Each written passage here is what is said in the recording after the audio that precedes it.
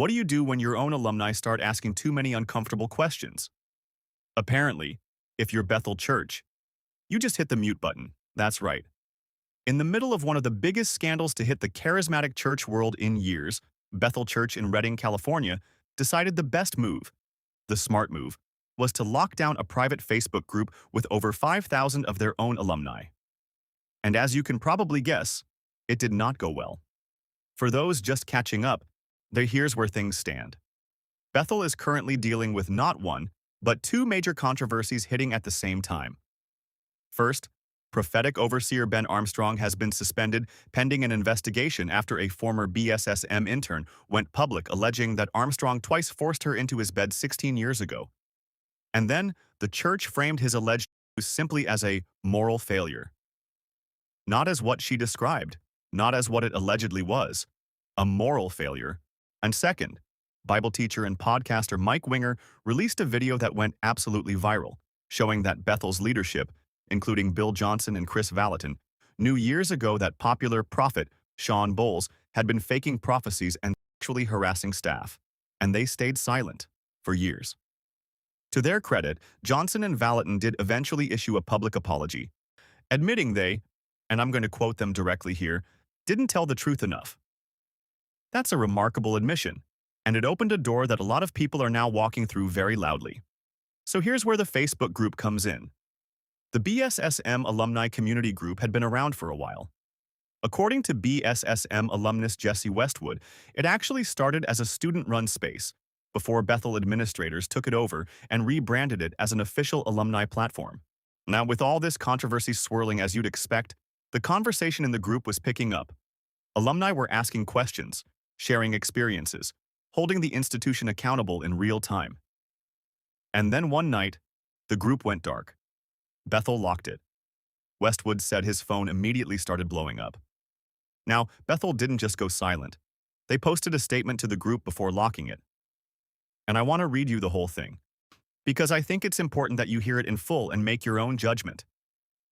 A note to our alumni community. This Facebook group has always been about community. We know many of you use this space to stay connected, to build relationships, and to continue conversations that matter. That has been meaningful, and we honor that. In this season, it has also become a place where many of you have shared concerns, questions, and feedback. We want you to know that we see that and understand the weight of this season. At the same time, we've recognized something important. While this page may feel like a place to be heard, it is not a space where concerns can be properly reviewed, investigated, or responded to with the care they deserve. We are concerned that meaningful experiences and important feedback could unintentionally get lost in the recent increase in the volume of conversation here. In addition, we are committed to prioritizing those who have been harmed and have received guidance from outside counsel to refrain from public discussion regarding the situation surrounding Ben Armstrong until the investigation is complete. This decision has been made for the benefit and protection of all involved, and to ensure the process is thorough, impartial, and trustworthy. For these reasons, we will be placing a temporary pause on this group so we can honor the integrity of the investigation and ensure that nothing significant is missed. This pause is not an attempt to shut down connection, but to steward it responsibly in a sensitive season. This space matters, and so do the conversations happening here. We know this season carries real emotions. Some of you may be feeling waves of grief, wrestling with valid questions, processing frustration, or even holding space for hope. So that's not small, and it deserves care. While this group is pausing, we highly value our alumni having a productive space to process and dialogue with those who have similar or shared experiences. During this short pause, we will also be evaluating what healthy connection looks like moving forward. When this space reopens soon, it will be with clearer direction. Our heart is to connect with you and provide a space for you to continue to connect with one another. If you have experienced harm or have a concern to share, we ask that you submit it directly through our Safe Church form or via the hotline. That process exists specifically so that reports can be carefully and confidentially documented, reviewed, and addressed by the appropriate leaders and advisors. We have invested significant time and intention into Safe Church so that it can serve as a clear, accountable pathway for these concerns. Safe Church information, including the hotline and form, can be found at https:// bethel.com/safechurch. If you have feedback about a concern that you'd like to share, please email safechurch@bethel.com, where a team is gathering what is being shared and communicating with leadership. Sending your feedback there allows us to ensure that what you share is properly received and stewarded. We will respond responsibly and give matters the attention they require. We know there has been thoughtful and heartfelt input shared in this group. If something is important for leadership to formally review, please take a moment to submit it through the proper channel so it can be fully seen and not lost. Thank you for your understanding as we take this step to ensure that the priorities of this season are handled in the right way. We will have more updates to come. For any alumni-related needs not connected to Safe Church, please continue to stay in touch with our team at bssm.alumni@bethel.com.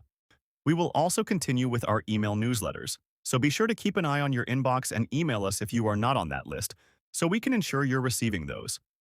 If you have ideas about this group that would help create healthy ways for alumni to connect, we're open to hearing them. Please send us your thoughts at bsm.alumni@bethel.com. So let's talk about this.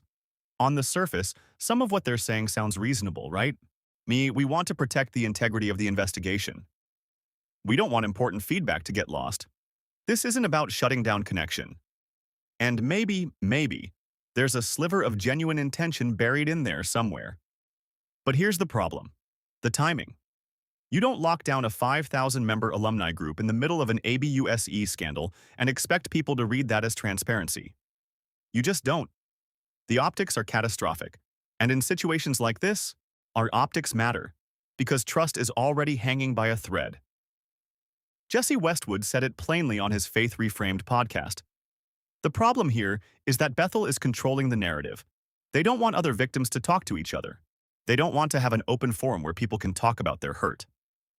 And the people in his comments agreed. Within just 5 hours of his podcast dropping, nearly 200 comments flooded in.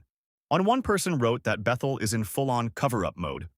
Another called the statement, and again I want to quote this because it's pretty pointed, a master class in gaslighting. Now, is that fair? Is that too harsh? Here's what I'll say. When a statement uses phrases like "steward it responsibly," "a sensitive season," and "we honor that," all while simultaneously locking people out of the only community space they had, there is a disconnect between the language being used and the action being taken. Words like that are designed to sound pastoral and caring, but the action underneath them is control. And people who've been in high-control religious environments, and many BSSM alumni have, they recognize that pattern immediately. That's why the reaction was so swift and so sharp. Now here's where the story gets interesting, because you can lock a Facebook group, but you can't lock people.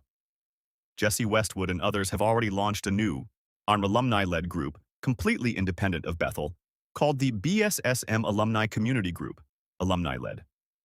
And he's actively encouraging people to join, share the link, and keep the conversation going. He said it himself. Would love to see this go viral for all of the alumni that were shut out of the discussion. And you know what? That's actually a really significant development, because it means that whatever Bethel hoped to achieve by pausing the group, slowing the conversation, protecting the investigation, whatever it was, it may have done the exact opposite. When you silence people who are already hurting and already skeptical, you don't make them quieter. You make them louder. And now they have their own space that Bethel doesn't control. Look, I want to be careful here. I'm not saying every leader at Bethel is acting in bad faith. Investigations do require some level of privacy to be conducted properly. Our outside legal counsel does sometimes advise institutions to limit public comment. These are real considerations. But here's what I keep coming back to. If your response to a SA scandal and a cover-up controversy is to restrict the voices of potential victims and concerned alumni rather than to amplify your commitment to transparency, you have a serious problem. Not just a PR problem, a moral problem. Survivors and those who care about them don't need more carefully worded statements. They need to see institutions make hard, costly choices that put victims first, even when it's uncomfortable. If you're a BSSM alumni or someone watching this unfold, I'd genuinely love to hear your perspective in the comments below. Are you sympathetic to Bethel's reasoning here, or does this feel like a cover-up to you? If you want to join the alumni-led group, the link is in the description. And if this video was helpful, please share it. because this is a story that deserves more attention, not less. I'll see you in the next one.